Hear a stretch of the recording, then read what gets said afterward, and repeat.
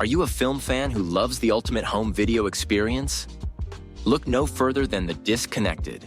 Your host, Ryan Verrill, is your go-to source for the latest and most accurate information on home video releases, exclusive interviews with industry insiders and filmmakers, and has established a thriving community where every film and physical media enthusiast feels welcome.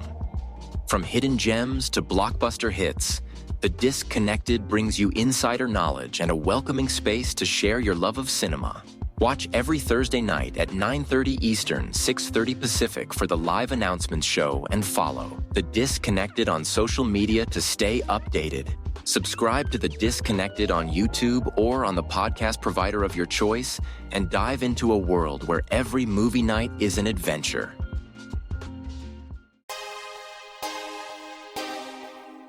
The audio commentary. It's a dying art form, but here at One Track Mind, I, your wonky yet affable host Ryan Luis Rodriguez, analyze film through the prism of these embryonic forms of podcasting, one audio commentary at a time. Masterpieces, crapster pieces, live action, animation, cult classics, films literally no one has ever heard of. No track is too small and no track is too big. Join me and my guests from the entertainment world as we keep these features alive every other Tuesday. Hey, who else is going to discuss Bill and Ted's Bogus Journey one week and Citizen Kane the next? Us, that's who. Sure, you have to put up with my voice, but there's a certain give and take in this industry. That's One Track Mind, part of the Someone's Favorite Productions family and available wherever you get your podcasts.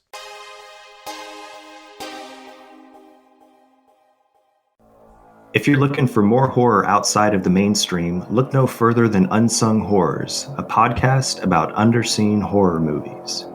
I'm Lance. And I'm Erica. Every other week, we'll cover a horror movie with fewer than 1,000 views on Letterboxd. We'll even give you double feature recommendations to pair with the movies we discuss.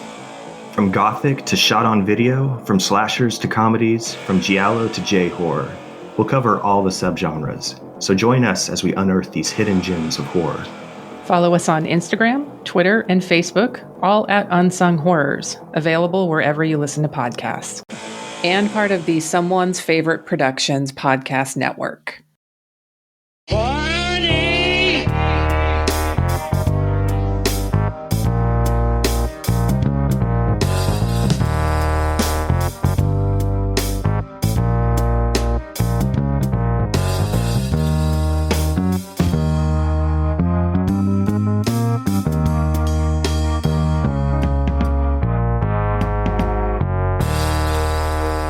Welcome to the Life and Times of Captain Barney Miller podcast. I'm your host, Mike White. Joining me is the rookie, Mr. Chris Dashew. I only made enough money to get me through the day. It's not illegal if you do it that way, I've been told. That is, from what I understand, 100% true.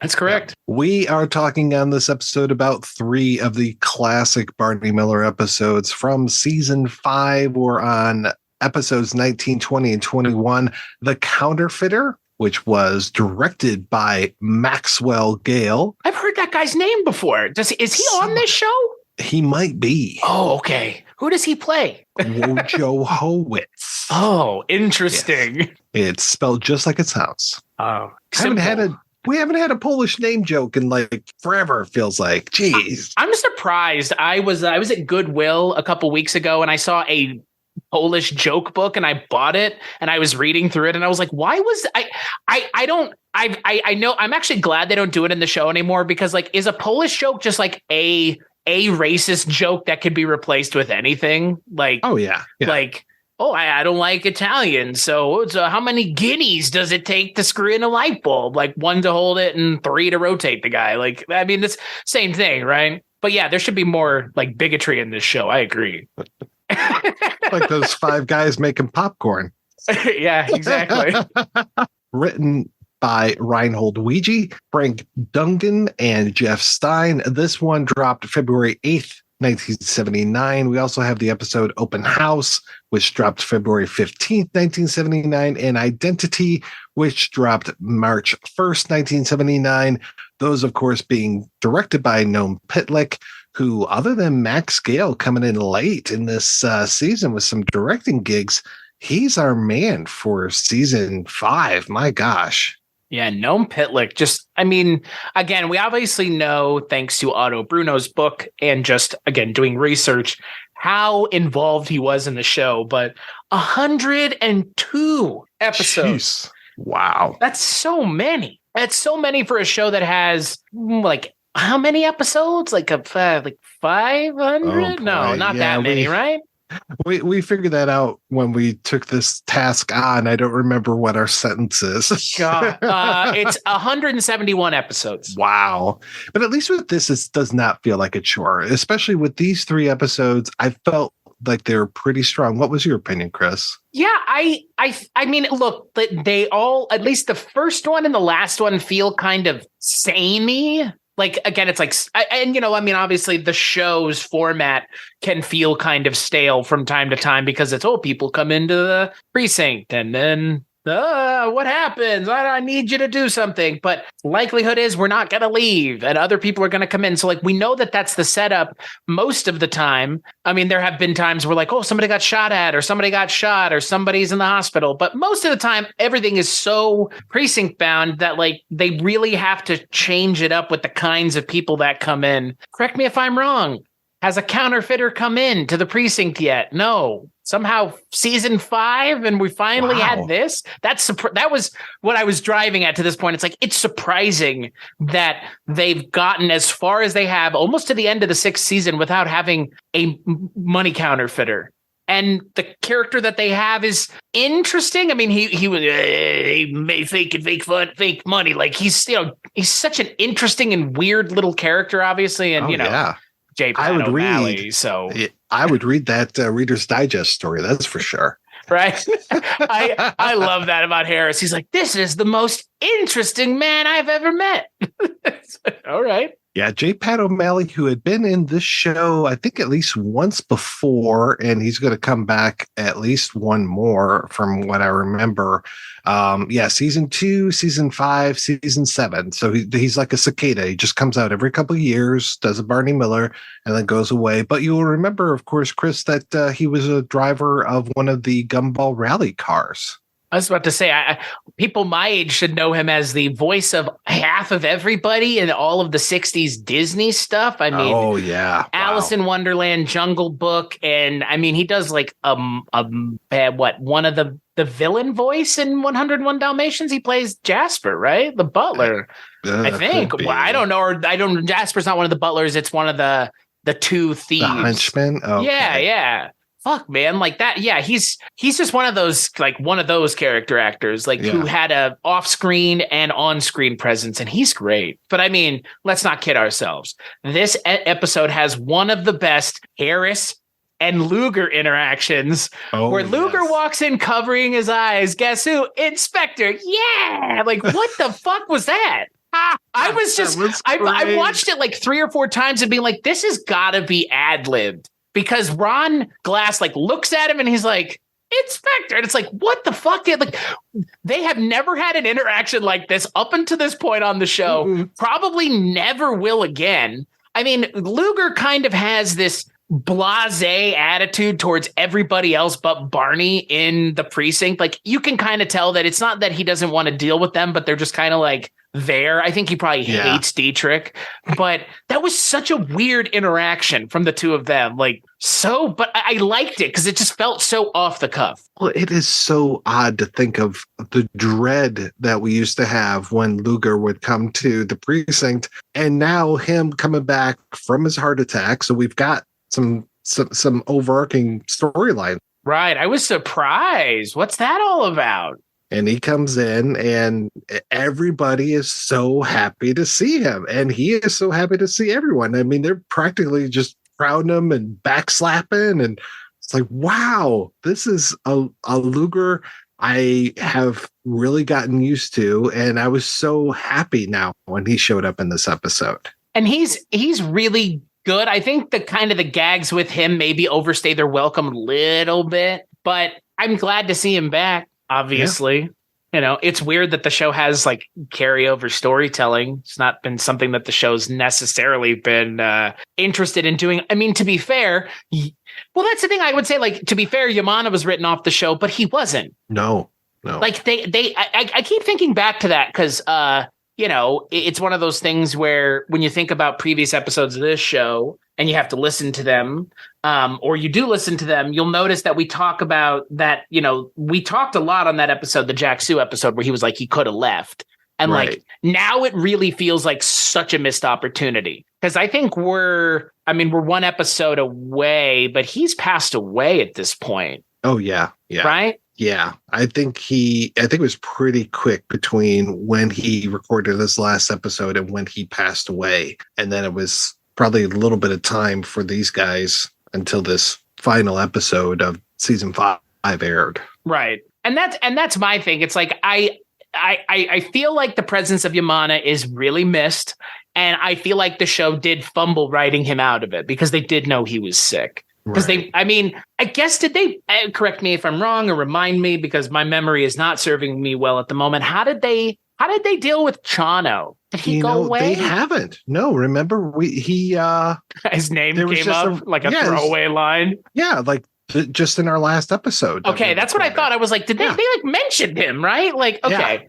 Okay. Yeah, which was bizarre. And it was bizarre in this one when it starts with Wojo complaining about Yamana and his shitty filing system. Well, and also, like, I want to point out, since when do Barney and Wojo have that relationship? Like, what the fuck was going on in this episode? Because Barney's like, hey, how's it going on a Monday morning, Wojo? And he just like blows a raspberry at him. Right. Like, what? It's so weird. It would like some of the interactions with the characters in this episode are strange. They're out of character. I mean, they're not bad, but it's just like, do you know who these characters you're writing for are, Jeff Stein and Frank Duggan? Because I don't think you do. Like, they were being a little bit more, I don't know, like loose with one another than they normally are. Yeah. Looser as characters. Right. And I'm not saying that they're all stodgy, but they're not this like loose with one another and kind of like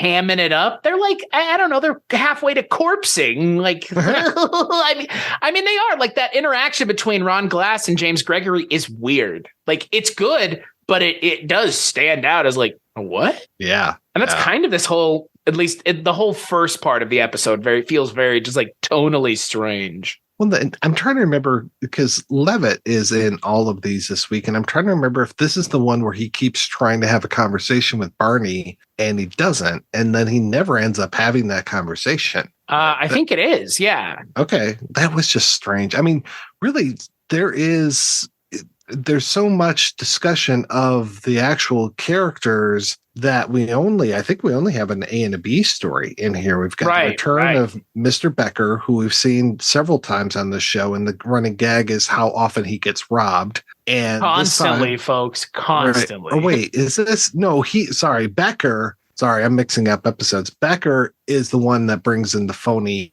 money, and then he gets very angry when he's not paid for being a good citizen. You're telling me that I lose the money that I gave you? Yes, that's how it works. Yes. Yeah. So then he's just like, well, I should have just passed it off to some other schmo. And yeah, I think Dietrich has a good line about how there's, no just rewards for anything. But of course, he says it in a much more flowery way. Well, and then to your point, the B storyline is the husband who is upset that his wife has gotten plastic surgery. And it's not much of a storyline. No, it's kind of dumb, frankly. Yeah, the word I would use is it hasn't aged well. It's just like, ooh, like your wife went and got plastic surgery. Like, what a weird thing to care about. Like, he went to the cops about it. Like, well, I guess he didn't go to the cops for her. He went to the cops for the doctor who did it, who disfigured his wife, quote unquote. No, they got pulled in because they were having a fight. Oh, okay. Yeah. I thought he was lamp. Okay, but it was because he was mad because he thought he disfigured his wife, right? Exactly. Right. Which is like, correct me if I'm wrong, but there was an episode similar to this that wasn't there something else? Oh, it was the guy who was mad that his wife was following like the guru, right? Or no? Right. I think you're right. But there was also one where it was it Doris Roberts was the one that was in trouble, or she was the one that was upset? But there was another one, and then there was the one with the guy with the gold as well. Like they do this a lot. Back. Yeah. And they do this a lot in the show where it's like, oh, we're gonna have like a spouse come in and the other spouse has been taken in by something or someone. So it feels like old trodden ground. Yeah. Barney as marriage counselor is kind of an odd position for him to be in, but he does that well because he's all about this mediation kind of stuff. Right. And I think it's in a later episode that we're going to talk where Dietrich does I did the old so-and-so routine, which is one of Barney's specialties. Well, and Dietrich in this episode, kind of just hanging out, making jokes again. Mm-hmm. Yeah. Luger gets a little frustrated with him, upstaging him, stealing his thunder. Yes. At least Dietrich doesn't say Agnes like Luger does. God, what was that about, man? Going back to Levitt real quick, I just remembered, like, there's a weird close-up of him for a while where he's making a face. And that was what really set me off, because I'm just like, okay, he really wants to talk to Barney, but then it just never resolved, I think, in the episode. Yeah. You're right. That is this episode. These are some pretty Levitt heavy episodes. Yeah. At least the next two. I mean, this is the lightest of the three with Levitt, because he is front and center in a lot of ways in the last episode, and then he's a constant presence in the next one. This appearance here of the upset husband, I love Jack Riley. I forgot that he was in the, what was the earlier one that he was in? He was in a really good episode. I think he just was part of a crowd. Basically, it might have been like a whole apartment building was complaining about something. Sure. But I was so taken aback by him having light hair. I'm so used to the character he played in a Bob Newhart show, where his hair was like pretty much jet black, or at least that's my memory of it. And then he's super blonde in this one. I remember him as he's one of the soldiers in History of the World. Right, in the chariot behind them when they light the giant joint. We've got to get grooving. I know that's not everybody's favorite Mel Brooks movie, but I love that movie. Hey, there's some great parts to it. Yeah. I mean, he's also in Space. Oh, also that, but he's also in Spaceballs, I'm pretty sure. Yeah. No, I'm sure you're right. I think he worked pretty regularly with Mel Brooks. Wow. Wouldn't you? Yeah, if I could. Yeah, right. Steady paycheck and a pretty fun job. And Mel Brooks. Exactly. Well, a lot of the dudes in this show were in, Ron Carey, right? He worked a few times with Brooks. Right, because he's in History of the World as well. And then, is Landisberg ever? I feel like Landisberg had to have, right? Or no? I don't know. That's the thing. Like, there are certain actors where I remember them a lot after they did the thing that they were famous for. Like, Gopher from Love Boat became a senator, but I'm thinking of like the Doc from the Love Boat. He showed up constantly in other things, but every time I saw him, of course, my first thought was, "Oh, Doc, okay." You know what Steve Landisberg is in randomly that I now think about? He's in Forgetting Sarah Marshall as Jason Segel's doctor at the beginning of that movie. Right. So weird. And I haven't seen that movie in the longest time, but now if I visualize that scene, it's totally old Steve Landisberg. Yeah. Just hanging out. It's weird because seeing these actors out of context of this show, I don't know, I feel like I've spent so much time with them. It's like David Duchovny and Gillian Anderson. It's I can't really see you doing anything else. There's such distinct characters, even with someone like Ron Carey, who Levitt, come around on, Richard, if you're listening. God, he is. We'll never live that down. He was. We couldn't not like him, because what we're gonna do? Suffer through another 3 seasons of this show? I fucking hate this guy. It's terrible. Yeah. And come on, guys. We're not that bad. Right. No. Yeah. Poor Susan Davis as Lisa Lovell, who they eventually take off her dark glasses, and that she's got all that eye makeup, supposedly bruising around her eyes. Right. What a thankless role she had in this. Yeah. Given about absolutely nothing to do. Just, just have 2 black eyes. Yeah. Because I guess that's what a nose job, right? Is that what that is? That's what that is, right? I think so, yeah. Plus she had the bandage across her nose like Elliot Gould in California Split. Right. I always think about like that's the nose job thing is for whatever reason, like they break your nose, which sounds awful. God. Yeah. Jesus Christ. And really, other than that, I mean, like I said, we have Harris really going nuts over the counterfeiter. Once he comes in, it's a pretty good surprise. Like when they brought up at the beginning that the counterfeiter was paying for staples like bread and milk and eggs and things like that, I was just like, okay, that might be some sort of like somebody that gives counterfeit money to homeless people, right? And they, buy the staples or to underserved people. But yeah, I was very surprised when it ended up being our old friend, the old Brit, shambling in here, and then Harris just really excited to speak with this guy with dollar signs in his eyes of selling his story. Well, and they keep pushing that with Harris too, and that's like it's becoming very apparent that this is another overarching storyline that we're going to be seeing that's going to reoccur. Because again, like, which I'm perfectly fine with, because it's not been a quote complaint unquote, but it has been something where it's like, well, I would prefer if there was at least some of that, and it's clear that is where this is going. And I don't know if this is what happens, but I wouldn't be surprised if by the end of this show, Harris is an author, or writing like Michael Connelly style, where he's like writing like cop books. Like I would, and like makes perfect sense. Like perfect sense. I think it's called Blood on the Badge. Oh my God. That's great. Yeah. It definitely fits very well. Yeah. And then what is the thing at the end of this? So Luger comes in, he's talking about Agnes and that he's thinking about popping the question to her. And then he comes in later on, and it seems like he's drunk, and he's singing "I'm Getting Married in the Morning" from My Fair Lady, but he's not drunk, right? It was his medication. They don't make it clear. Like there's like something wrong with him, because he's like, "Oh, my bone in my heart." And it's like, your heart, what? Like, right? Like you had a heart attack, so like.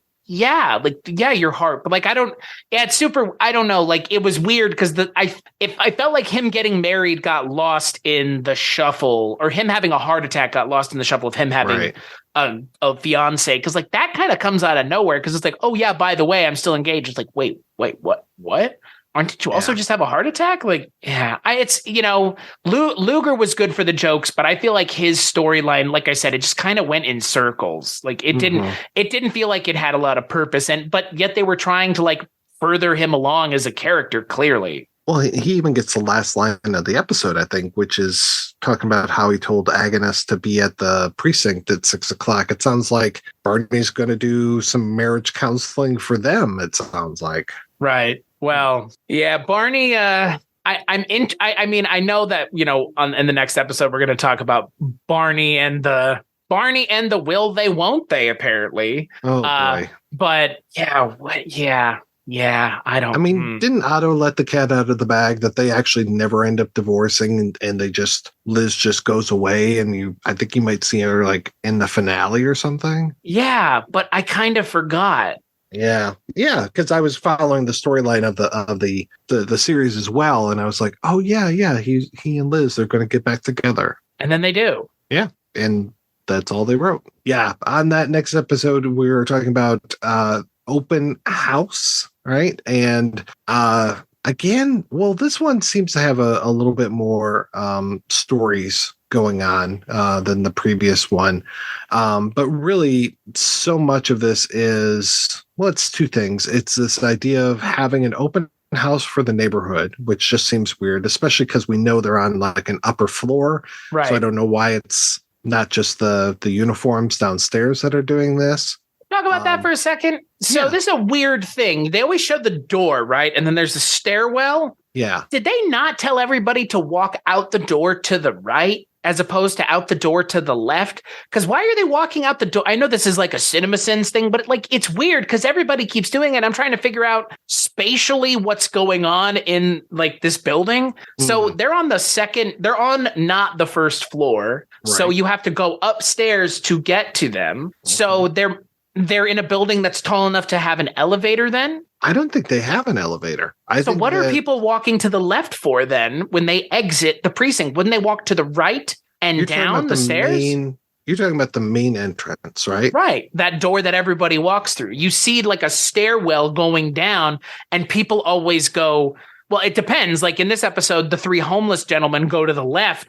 And it's like, but aren't they leaving? Like, it was something I noticed. And like, again, I wouldn't notice it if not for the fact that there's this giant stairwell in the background. Wow. I've never really thought about that. I've always had in my head that if you left the office and you went to you could go straight across and there'd be another door and then another area inside of that. Or if you didn't go straight across, you could come out and go to the left and there would be a stairwell right there going down. That's really odd. Yeah, it's just like something I noticed. Again, I think I noticed it in this episode because there was a lot of foot traffic in and out of the precinct. Oh, yeah. Yeah. Well, and yeah, I'm curious as far as, was it just, we are off stage now and you just go whichever way you want to go? I think that's what it is. Yeah, I think you're right. I think that's which again, like it doesn't break it for me, but it's like if I were them or someone, I mean, if I were Danny Arnold, who apparently ran a fucking tight ship, I'd be like, you always go to the right. Like, so again, maybe that's not the case, but it was just weird because like, where are they going? So just wanted to ruin the show for everybody once again, because I'm the person who notices shit that nobody else noticed in 50 fucking years, apparently. That's what it feels like. Like it was just like a weird thing I kept noticing in this episode specifically. That and the fact that young Chris Lloyd looks like Jeffrey Dahmer. Oh boy. Yeah. Yeah. He kind of reminded me of a friend of mine. So I don't know about Dahmer, but yeah. I was so happy when Christopher Lloyd showed up in this. Sorry. Before we move into that, I'm just going to put this out there to the Barney Miller fan community. Where's the 3D models? I've gone through the Overlook Hotel. I want to go through the entire 12th precinct. So just let's see that. Anyway, yeah, great to see Christopher Lloyd. He's kind of a surprise in this because he's one of. So really, we've got the storyline of Barney kind of getting back together with Liz. That's just like very slight inside of there. But then you've got more the whole idea of him having paid for this apartment and paid in advance. And so then when he leaves the apartment, he thinks he's going to get the rest of the rent back for the month. I mean, Barney is very out of touch if he thinks that he would get the money back. I mean, landlords are not going to give you any money ever. I mean, I'm surprised they're not just like, oh, your security deposit? Yeah, that's gone too. Yeah, it was super weird because he's like, oh, I paid ahead. And it's like, they're not going to refund you. No. Well, is it an apartment or is it a hotel? I thought it was like one of those like first. Isn't it one of those like pay for hotels? Like that's what I thought. Like a weekly rate, $79 plus kitchenette, something like that. Right. But I thought I heard hotel at first, and then later I thought it was apartment. So yeah, I mean, if I were him, well, depending on how it looks with Liz, it's just really if there's a chance. You get the hotel. If not, you're going to find a month to month or sign a year lease and take your chances. It makes more sense that it's a hotel because a hotel would not give you your money back, right? Like, right. Well, neither would an apartment, though. Yeah. Well, I mean, they might. I mean, it depends. I feel like an apartment. Well, it's New York, though. So yeah, it's New York. Fuck you. It's the 70s. Yeah. This is Lynch the landlord time here. Yeah. Oh yeah. Yeah. That's fair. But okay, so like you said, we knew Otto said, hey, Barney and his wife are going to get back together. That's going to happen. Just understand that. I guess I should have just assumed it was going to be this. Yeah. Something really banal.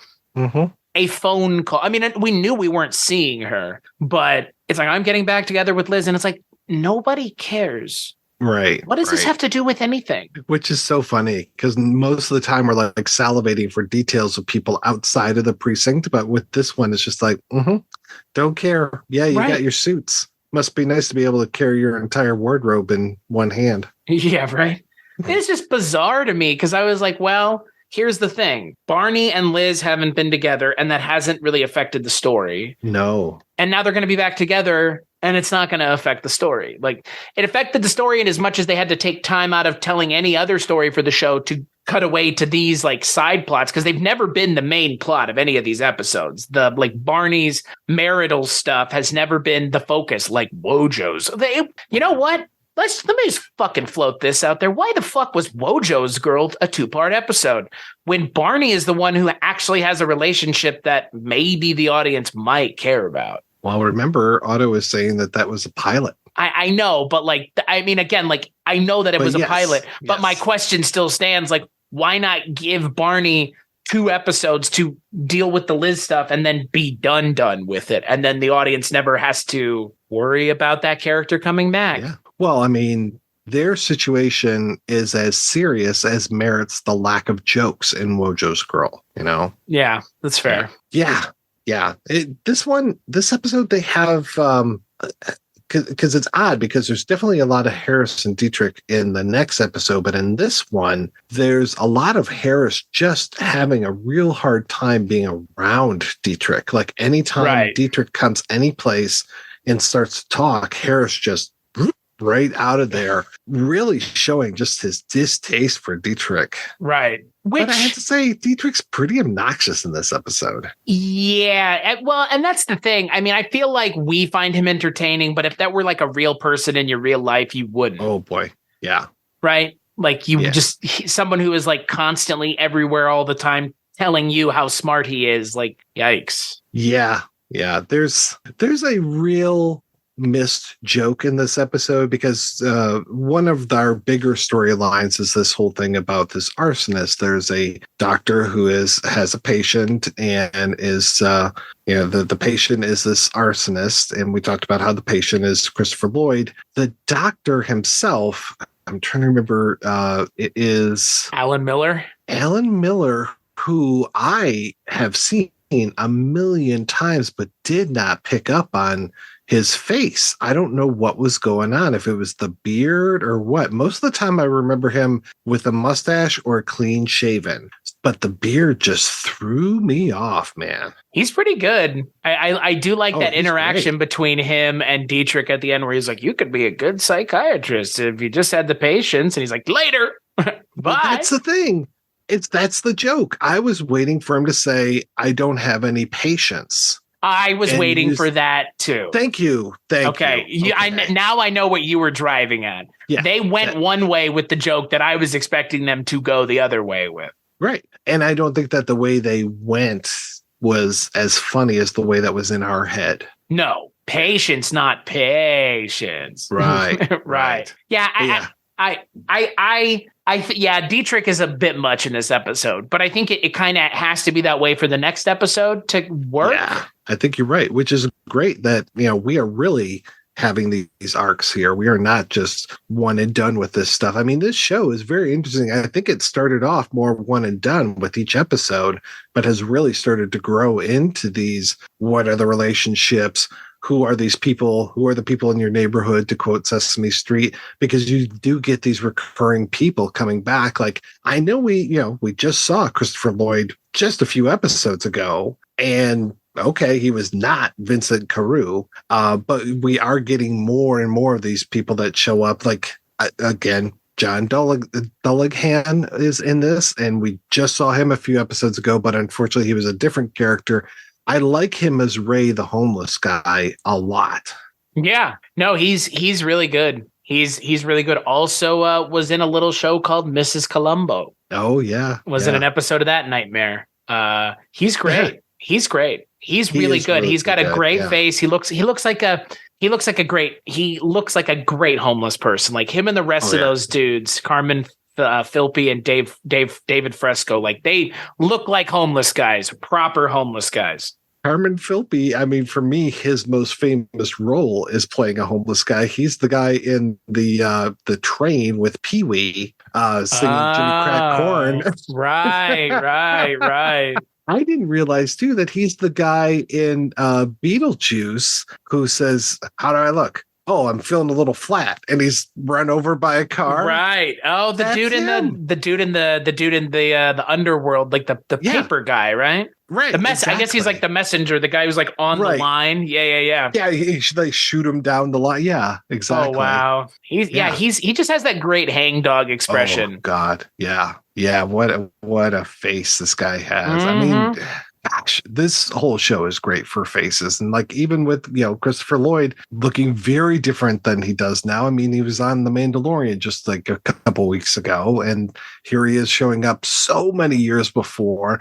And I love, he's just basically giving like all of these speeches when he shows up and just talking about his past and injecting his past into everything. Like, oh, why did they say this? And, just, it's so great. I mean, I feel like for me, Chris Lloyd is at his best when they just let him go. Yes. And like he has like a certain kind of energy that I feel like is best untampered with, if that makes sense. I don't know. Like there's a reason why things like Back to the Future are remembered so fondly. And one of them is obviously Michael J. Fox and just the movie, but also like Christopher Lloyd brings a weird energy to that character that he is he is indistinguishable from his character of Doc Brown as far as I'm concerned. Yeah. Like he always has that energy, and it works. It kind of always works because it's just he is a very good actor. One of the best actors, frankly. Like fucking since 75, man. Like since One Flew Over the Cuckoo's Nest. Yeah. And of course, we should probably talk about Father Malone's show where he talks about Taxi. Right. Which is the show that he more or less cut his teeth on. Like he was a main part of that show, right? Yeah. Though I gotta go back and listen to Father Malone's podcast and watch those episodes, because I don't think he was as prominent at first, and I think it was one of those, this guy really works. But I could be completely wrong about that. He's only in 84 of the 114 episodes. So interesting. Yeah. That's a show I have not seen. I mean, similar to this show. Coming out at the same time, similar vibe. Kind of surprising that this show and that show never had a crossover. Oh, that would be something. Well, I mean, they're both taking place in New York in the late 70s, early 80s, right? I mean, at some point, wouldn't Chris Lloyd have been like on this show probably going to work on Taxi? Like, wouldn't it have been, right? Like, yeah. But in this, he's so clean cut. And then you look at Jim Ignatowski and his hair is just always in disarray. And right. That's that stunned look on his face. Whereas this character is like this super clean cut, upstanding guy who he asked a woman on a date, didn't get the date, but he asked the woman on the date. And, the psychiatrist is like, "You're making progress." He is a stereotypical neurotic. That is also an arsonist. Like it's very similar to the character he already played on this show, but instead of being kind of like, I don't know, irate, because he was irate with Barney as that character. This one, he's just kind of like seemingly irate with himself. That's right. He was the vandal, wasn't he? Yeah, because he was the one that was like, I lost everything because you gave me like a parking ticket or something, right? You ruined my life. Yeah, there was all that, but that was more irate. Here, he's just like very calm and angry with himself that he was, unable to withstand his urges to light shit on fire, apparently. Yeah. And properly angry with his therapist for breaking patient confidentiality. But to Barney's point, there were people in danger by all of these fires. So he had every right. I think within the AMA guidelines, he was in the right. But the question I have for you is, would you be eating pate out of a fucking can that Levitt bought from some goddamn bodega, sir? Because I wouldn't. And he doesn't even know what foie gras is. And I'm just like, yeah. Well, he didn't know what pate is. And then Dietrich went into the foie gras stuff. But, yeah. I love the way Dietrich says foie gras. Pate de foie gras. Yes. Like, what? Hey, that is not that line. Yeah. Oh my God. Yeah, he's so good. Even though he was a little much in this, he's always so good. I mean, but here's the thing, and we haven't really mentioned him a whole lot in this episode. Levitt is in this episode, and he's pretty good as well. Yeah, him setting up that banquet, and really that's the some of the best jokes of this is just that it is this open house that no one is showing up for. And then Ray, this homeless guy, walks in, very out of it kind of guy, kind of reminded me of Ignatowski a bit. But just once he finds out that there's this free food sitting out there and how long they're open and all this, he goes back out and gets two of his buddies, and then they come in and they just start grazing on that. And I'm glad, like, Levitt like snatched some food away at first, but I'm glad he wasn't just like, oh, get these homeless guys out of here. So the show is pretty progressive. Oh yeah. Well, then especially when Barney, he's still so mad at that apartment/hotel manager that he just is like, oh, here you go, guys, here's the key to this apartment, it's free for the rest of the month. And I'm like, what kind of damage are these three homeless guys? And who knows, it's probably going to be way more than three by the end of it. What kind of damage are they going to do to this place? I mean, is it going to be like a hoarder's house kind of thing? Like grocery bags filled with feces or something? What's happening? I more envisioned like scenes out of It's Always Sunny where they're like, there were three homeless people blowing each other in the back of my car that I left on the street and they broke into. Like, that was just like, that's more what was probably going to happen. Just homeless people just fornicating, which is fine. Who gives a shit? Don't do it on the street. Do it in a hotel room. Is that like a special kind of lemon party? You know, a Levitt party. They all have to be short men though, and look like Ron Carey. Oh, very easy. We need to buy that website, levittparty.com. If you know what I don't even want to explain what the reference is in reference to because it is so hilarious. I just want someone to have to go look up what Lemon Party is. So enjoy all of you who go and look it up, and you're welcome in advance. Mm-hmm.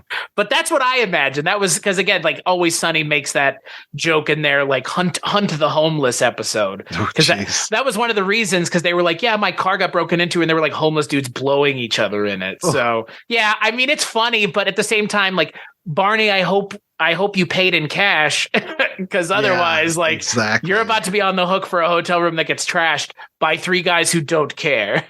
Yeah. Oh boy. We'll be back next year. I bet you will. I'm glad that our minds all go to just how much they're going to destroy this place rather than, oh, these nice homeless men are going to come in and they'll put on the bathrobes and, have some champagne or something, like trying to think of some sort of like, Eddie Murphy type situation in Beverly Hills Cop. Yeah.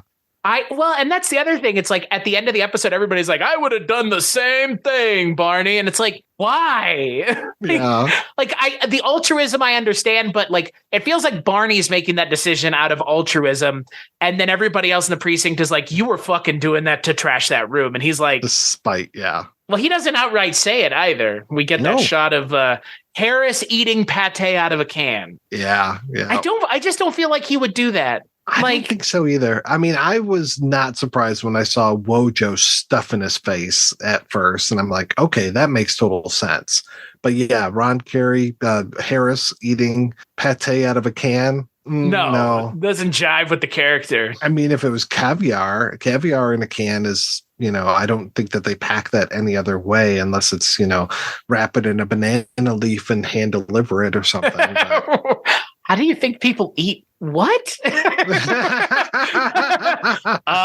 Yes, that is how people eat caviar. Wrapped in a banana, like a small Malaysian child just walking up to you and yes. They got a whole pile of banana leaves. They got all of these sturgeon, and they just transfer. Where are you traveling in the world that they're doing this? Russia. Oh, deepest, darkest Russia. Where there's jungles in Russia where they have all the banana leaves. The tropics of Russia. Got it. Okay. Russia has many climates, my friend. Apparently. Yes. Yeah. God. Yeah, no, our minds did go to the same place of the homeless men destroying that room because that was what was going to happen. Like, Barney, what are you kidding yourself? Like, hey, whatever. He's going back to Liz. Okay. Yeah. Yeah. Got my suits in a bag and I'm all set. Great. So with the next episode, Identity, another one where I usually break these things down by the ABC stories. It feels like there's just kind of like an A and a B and not too much of a C. So again, though, I like this episode, and I think this might be the strongest, and I think a lot of that falls on Don Calfa and David Clennon. I agree.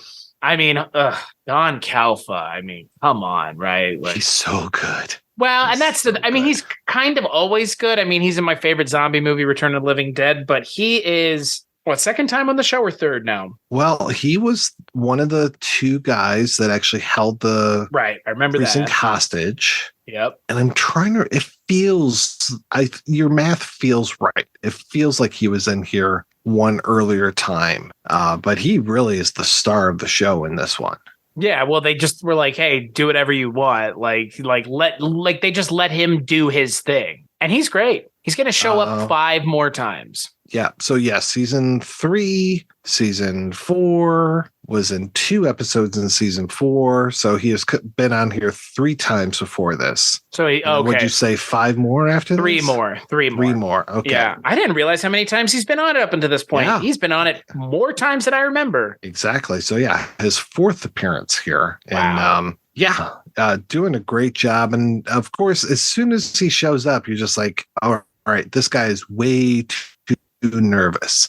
And I was just wondering, okay, what is this guy's secret? Because he's sitting on something. And then he starts to spout all this stuff about how he lives in North Dakota. And I'm like, this guy lives in North Dakota? You don't miss your flight to Billings. Stinks to high heaven. If you miss your flight to Billings, man, there's not another one for a while. Like, what the hell are you talking about? I thought he had maybe like cocaine up his ass or something. I was just like, why is he so nervous and has to make this plane? Well, why? Because, David Clennon will tell you why. David Clennon looking a lot more like he's going to look in The Thing than we've seen him look before, because he's shown up on this show multiple times as well. He was the guru from one of those episodes, I think. Well, wasn't he also playing this character at one point as well? Like, he's already played this character at one point. If memory serves me right.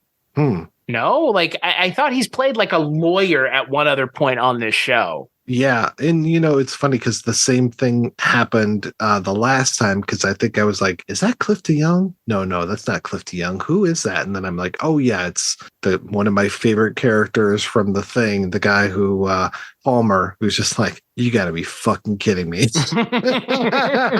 He's great here. I mean, I think everybody in this episode's great. Again, it's just the storyline. We've seen it before. Yeah.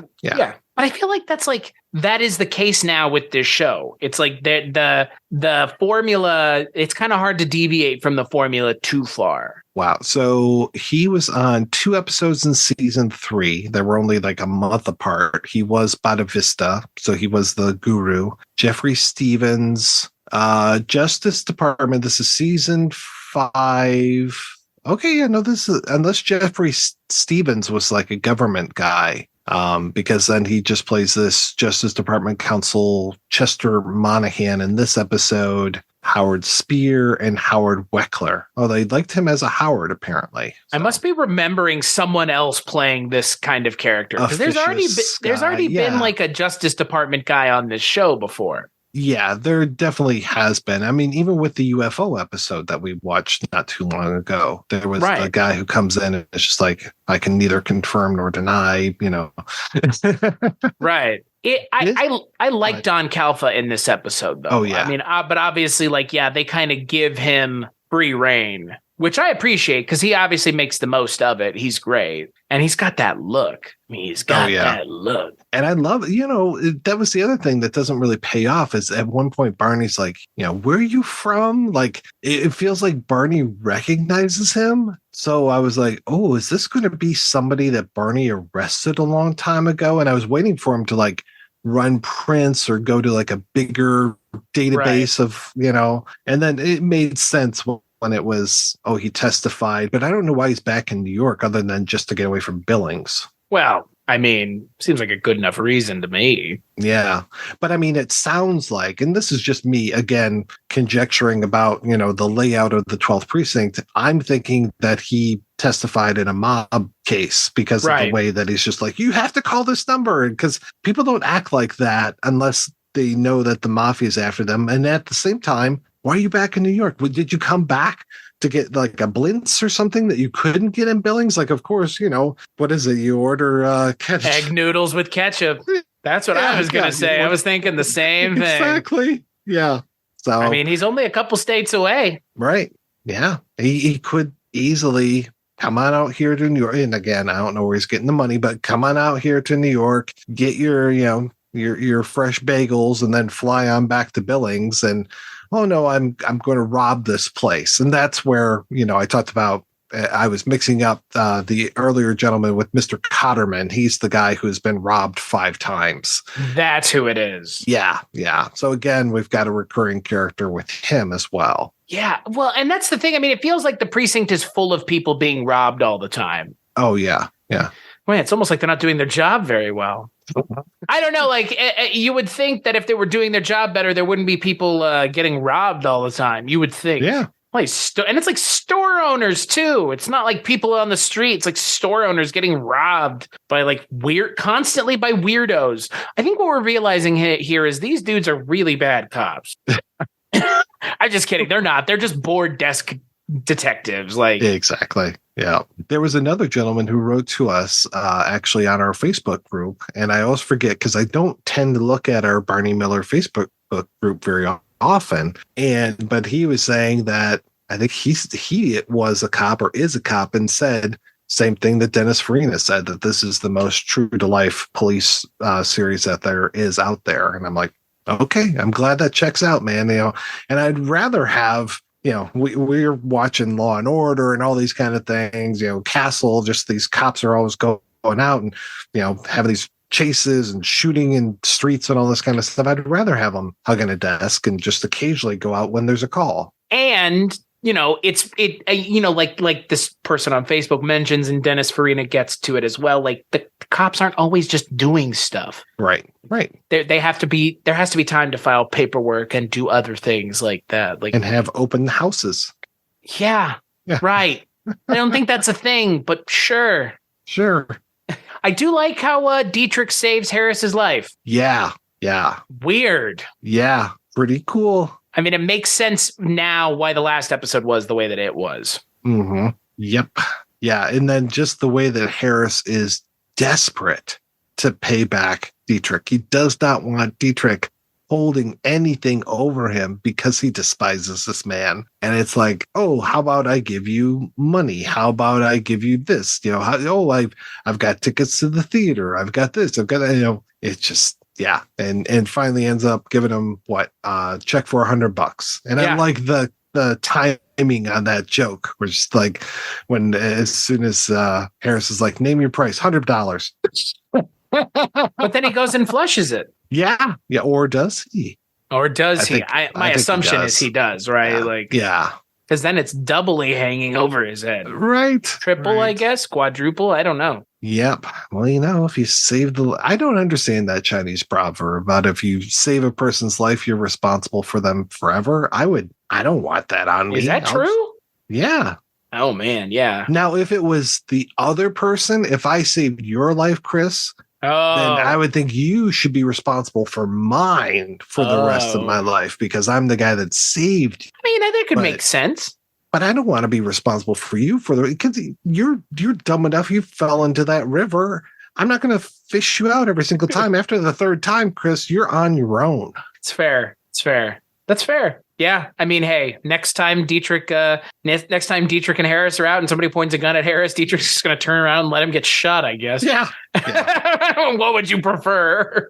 Bang. Oops. Sorry, I didn't save you. God. Well, yeah, it's such a strange conceit because like it wouldn't be played off for laughs. Right? Mm-hmm. Like realistically, it's like I almost died today. Like I would be very upset. I would be just like, oh my God, like the adrenaline, all of that. Oh, yeah. Must have been going on. Yeah. Yeah, man. I can attest to, almost hitting an animal going 80 miles an hour. Oh, Jesus. It takes some time to kind of cool off, let the adrenaline kind of burn out. So yeah, no, he's just like, let me pay you. And it's like, bro, like that would not be what you would be worried about right now. You'd be worried about pretty much anything else, frankly. But hey, it's fine. I like that we get the payoff from last episode in this episode. I do appreciate that. Because now it makes sense why Harris was so much last episode. Or I guess why Harris felt Dietrich was so much last episode. Well, and then when it comes to the Levitt thing in this episode, I almost thought that this was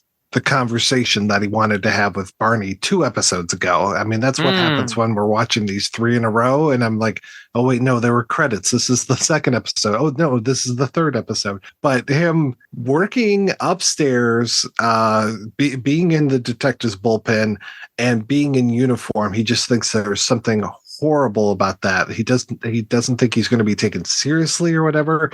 So what's he do? Rather than go home and change, he doesn't want to be gone from the office that long. So he goes and he rents a tuxedo, one of the most 70s tuxedos I've seen in a long time. It is a painfully 70s tuxedo to the point where it has the ruffles.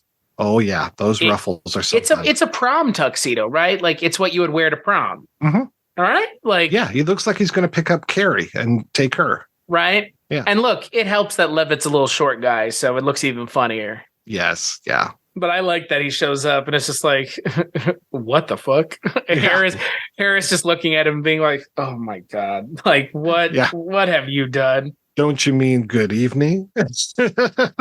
We've come around on Levitt, obviously, but he's great. He's great in this episode and in the last one, especially, I didn't mention it. There's that moment where the 3 homeless guys are kind of picking over the food and he like walks over there and grabs the Cheetos bag back. Yeah. It's like, you son of a bitch. Like you ass. He's just like, he's an ass, but that's okay. Like that's kind of the energy that he brings. He's just kind of looking out for himself and I guess nobody else. I don't know. That's my perception of his character. He's just very like trying to stay in everybody else's good graces, not because he cares about them, but because he cares about how it will affect him as a character. And like, that's allowed me to like him as a character as opposed to despising him as a character. Cause we're not really supposed to like him. I don't think. Right. I mean, he doesn't seem as Machiavellian as he did when he first came on the show, where it was just that whole just sucking up to Barney like crazy. He still sucks up to Barney, but is not nearly as obsequious as it was at first.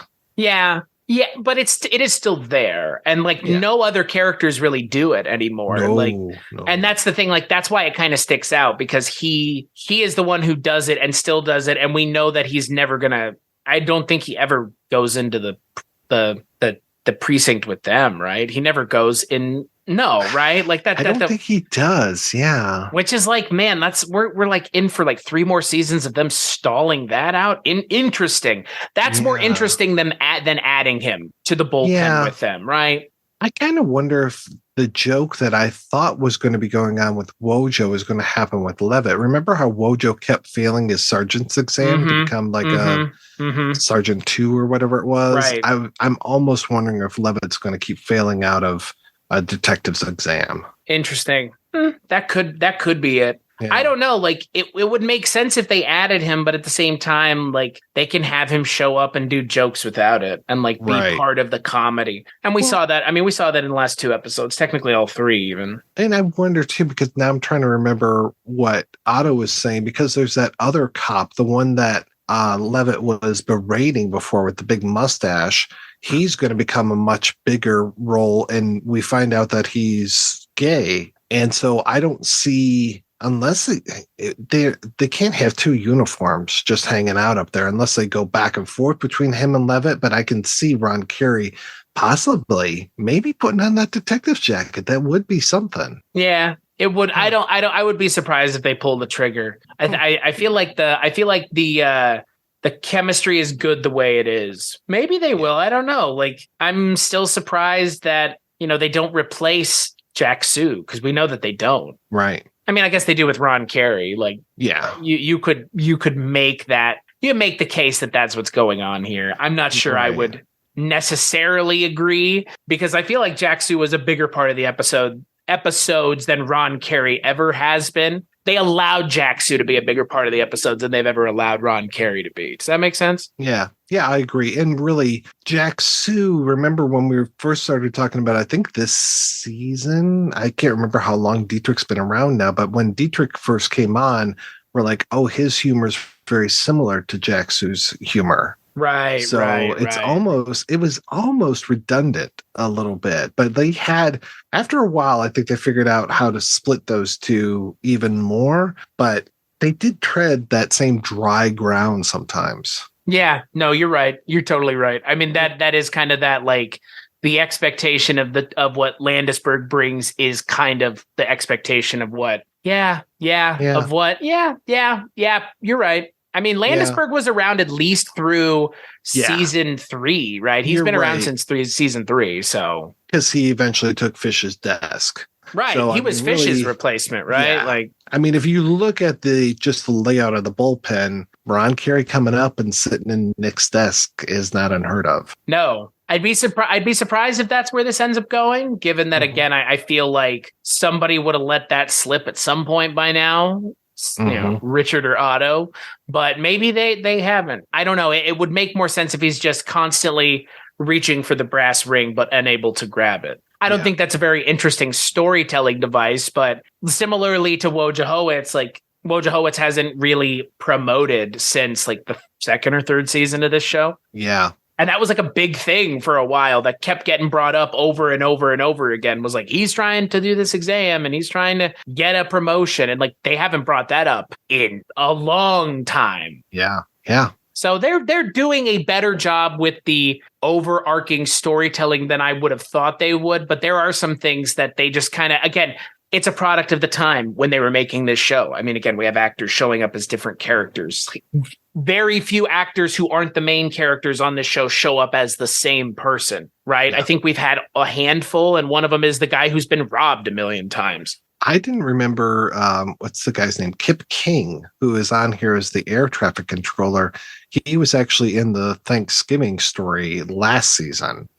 Interesting. Yeah, he's really good here. And so I don't imagine you know about this, just because it was a big deal for a little bit in the very early 80s, but probably doesn't have any sort of resonance for anybody else past like my age. There was a huge thing about air traffic controllers back in the early 80s, and there was, this whole thing like air traffic controllers are unstable. They're under so much pressure, and they're under a ton of pressure, and they tried to strike, and President Reagan broke the strike. He just, basically said, nope, this isn't happening, and took care of business. A lot of people applauded that. I personally thought it was pretty bad because they were protesting awful work conditions, and he just had them all fired. So seems like overstepping a little bit, but I guess capitalism. Yeah. I guess it is the Federal Aviation Association. So yeah. What was that movie? Pushing Tin? Is that a movie? Yes. About air traffic controllers? Yeah. Wow. Good memory, Chris. Who saw? Was that? What is that? Not Kevin. It's Billy Bob Thornton. Yeah. It's Billy Bob and John Cusack. Very similar to Ice. The Ice Bandits. No, the Ice Heist. I can see the cover in my. The two of them. I did an episode. Yeah, I know you did. I was like, I know. Yeah. The Ice Bandits. No. Ice Hunt. No. The Ice Chill Limit. Chilling. Harvest. The Ice Harvest. Yeah, that sounds about right. Written by a friend of mine. Jeez. Wow. I'll have to make sure I edit all this. Oh, yeah. Thank you. Yes. I don't think Scott Phillips listens to this show, but just if he does, he's not going to listen to it anymore. God. Screw you, Mike White. I didn't know that was a thing about air traffic controllers. Yeah. I always wondered why pushing tin was a thing that happened, though. Yeah, it was kind of based upon all of that craziness that was going on and just overworking. And of course, this guy is completely overworked, and he's kind of like me when I would play, Zelda and stuff, and I would just see the characters floating in the air in front of my eyes because he's staring at that screen so much that he sees the dots on that radar output. And I think he does a really good job at being unhinged in this episode. And especially like when he is directing the traffic of the guys in the precinct. Not you. You stay there. Yeah, he's really good. I mean, that's the thing. I think of the 3 episodes, this is the best one because I think all of the plot lines kind of coalesce. Yeah, I think so. And there's some really good one-liners in here too. Yes. I think it's Dietrich who was, going to send this air traffic controller probably over to Bellevue, and he wants to get him a locomotive. Man, they love sending people to Bellevue. Oh, still constant. Yeah, and the weird crossover that we have between the Joker and this show is bizarre. How they get this little skinny guy who looks like Joaquin Phoenix, and they're like, send him to Belleville, and that's where he becomes the Joker at. Yeah, just think if they had sent him to Barney, they might have fixed him. Yeah. Barney would have been like, I'm your friend. I'm a nice person. You need to be nice to people. And instead, he went and met Todd Phillips and said, oh, go murder some people like Robert De Niro. God. Is that what happens in that movie? It's been so memorable that I've completely forgotten it. I just remember him getting in a refrigerator, and I'm like, okay, cool. All I remember is him dancing. Oh, there is that. And of course, the meme, the I'm tired of pretending it's not meme. Oh, yeah. What a memorable film. God. I just want to go rewatch it now. Like it's a better representation of the 70s New York than anything else I know. It's so good. I can't wait for that sequel, man. Oh boy. Yeah. God. If Hal Linden and Max Gale were in it, I'd be excited. Can you imagine that if they were just in it as like cameos as police officers? That would be so good. Oh, Police Commissioner Wojciechowicz. Oh, give me that, fucking Todd Phillips. Do that. Then I'll care. Make what I want. That's the movie critic in me. Make what I want, and then I'll like it. Yeah. Max Gale is just running around out there, not being used as much as he should. He's showing up on like your Magnum PI, Chicago Med, but come on, get this guy in some movies here. Yeah, I don't know what the deal is. He was in that Blackout series, that Rami Malek podcast though, which is super weird. So you'll do that podcast, but you won't do this one. All right, we see you. I mean, we don't see you. We'd like to see you. Yeah. We'd like to see you. That's the shame, is that the 2 main guys from this show are still kicking it, and they're still so invested in the industry and working constantly that they don't have time to do press about the show that made their they made their bones on. That's fucking impressive. Like we talked about Chris Lloyd in that 2nd episode, right? Yeah. Mm-hmm. And him still working. Hal Linden and Max Gale still working, folks. Still working. Hal Linden is still working. The man was born in 31. He has a credit in 2023. Okay, like in You People, apparently that Jonah Hill movie that's on Netflix. Oh, that's right. Yeah. Wow, that's insanity. I might have to watch that. Me too, just to see Hal Linden. Like, what the fuck? Yeah, this just gives more weight to me wanting to start that Whiz Kids podcast, because that was a major Max Gale moment there. So was it? Yeah. He was like the if memory serves, because it was all about teen geniuses that, of course, can hack anything. Hack the planet. Yeah. He's basically like their Giles or something. He's like the older mentor type guy. Interesting. Yeah. I would watch that. And he's rocking a sweet mustache. Okay, now I would really watch that. Yeah. I think I bought the entire series off of like iOffer. Remember that site? Yeah. So I think I've got it somewhere around here, because I was on a real Matthew Leberto kick, and I was just like, I want to watch that again. So it's probably a pandemic thing. Right. I really, all joking aside, like we'd love to speak with them, but they're busy, man. Like, actually busy. Like, I'm not kidding around about having a WizKids story. So, I mean, it would be, when I take over, I'm going to have a forceful takeover of the 1-season show. Me and Begley, we're going to take it over, and we're going to talk about WizKids on there. Maybe I'll allow you to come back as a guest host on your own show. Oh, or you can just ask and I'll be like, yeah, sure, we can do that. That's also like an alternative. I've been begging for a Dead Last episode for years now. So Wow. That's Yeah. fair. okay. Hey, thank God Barney Miller doesn't only have one season, right? Right, exactly. God. Yeah, we're going to be wrapping up this 5th season in the next episode, Chris. We're going to be talking know. about computer crime, graveyard shift, and then Jacksu, a retrospective. And that is going to be really tough to do. Not looking forward to it. No, I am looking forward to talking about it with you. I'm looking forward. We're going to have Richard Haddam back on the show, hopefully, fingers crossed. Richard came on last season. Kind of doing that Otto Bruno thing where he's just telling us everything that we got wrong, but maybe not as politely as Otto. We're wrong often, so that's okay. Yeah. That's very true. I think Otto is the one that does it meanly. Richard is the nice one. Does? Oh, okay. I get my good cop, bad cop mixed up. Otto's the one with the mustache. Like, he's the bad cop. Oh, okay. He sits on the corner of the desk. He never uses the chair. Yeah. Okay. He's from the Northeast. Like, he's at that no shit taking attitude. Come on. Yeah. Can you imagine True Detective season 4 with Richard Haddam and Otto Bruno? God. Or, we put him on a buddy cop show and then we have to think of some really racist things to call them. So it'd be like Spaghetti Bender and Baklava or something like that. Oh my God. It would actually be the continuing adventures of 10 Speed and Brown Shoot.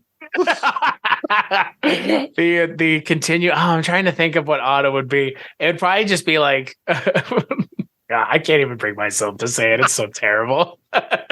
It's so blue. God. That, you know what though? Like, how about True Detective season 4? Hal Linden and Max Gale. Oh my God, yes. I would watch that in a heartbeat. Then you can get all weird and fucked up and metaphysical and have these spirals in the sky, and then it would make sense for me. Oh yeah, remember that show? Oh yeah, remember that first season when Woody Harrelson was just screwing anything that moved? Yeah, that was great. Yeah. You know what? That's a good show. I can't speak to anything else, but that first season is good. Yep. God. And this is a pretty darn good show as well. So I look forward to coming back next month talking about those 3 episodes. And until then, Chris, what are you working on, sir? Working on everything that I can podcast wise, and all those things can be found at weirdingwaymedia.com, including this show, my show, The Culture Cast, my other show, Scary Stories We Tell. And let's throw one more show in there, the Bollywood Cinema Club, where Mike joins me from time to time to talk about Indian cinema, which if you're not watching it, you should be. How do I know this? Because I watch it like every week, folks, and I haven't gotten sick and tired of it yet. And hey, I must have a lot of free time because those movies are 3 hours. So that's what I'm doing. And you can find it all at weirdingwaymedia.com. What about you, Mike? Well, kind of like you, Chris, I've got a show over at weirdingwaymedia.com. It is called The One Season Show. I'm really looking forward to relaunching it with my partner, Mark Begley. Should be a fantastic time. I think we're going to talk about maybe werewolf. Oh, yeah. Yeah. Already done that one, thankfully. Oh, okay. You dodged that bullet. Is that you could do Miss Columbo, bullet. Though. Oh boy, no, that was actually 2 seasons. Oh God! Yeah. If the fact that there's 1 season, or technically, no, I would say Fish. No, Fish wouldn't even count, would it? No, it would not. Wow. I think I'm trying to remember when Enos spun off of Dukes of Hazzard. I think that might have been a 1 season show. Well, we could do the Chano show, essentially the Chano spinoff show from this, right? Yeah. East Down 65 or whatever the hell it was called. If I can find that. Hopefully it's on YouTube. God. Yeah, you can take the 1 season show over. It's all yours. You can have it. Burn it to the ground. Check it out on weirdingwaymedia.com. So thank you so much, everybody, for listening. Thank you for the wonderful music that we have every single month here from John Walker. And just keep those great reviews coming in. Yeah, we want to hear how woke we are about talking about a 70s cop show.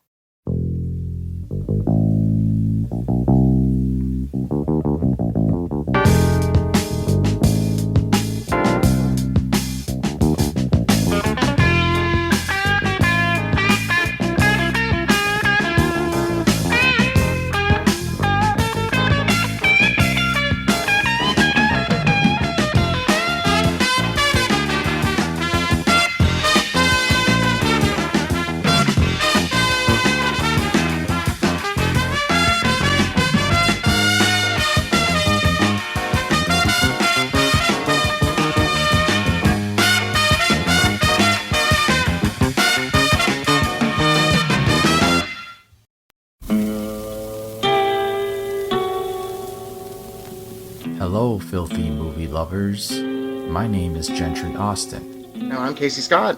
And we're the hosts of the Sin Syndicate, film podcast for something weirdos, anti-criterion bros, and Joseph Sarno aficionados. Join us semi-weekly as we peer into the adults-only theaters and sticky-floored cinemas of the golden age of sexploitation, when the morals were loose, the laws were murky, and the intercourse was all simulated. Find us now on the Someone's Favorite Productions podcast network.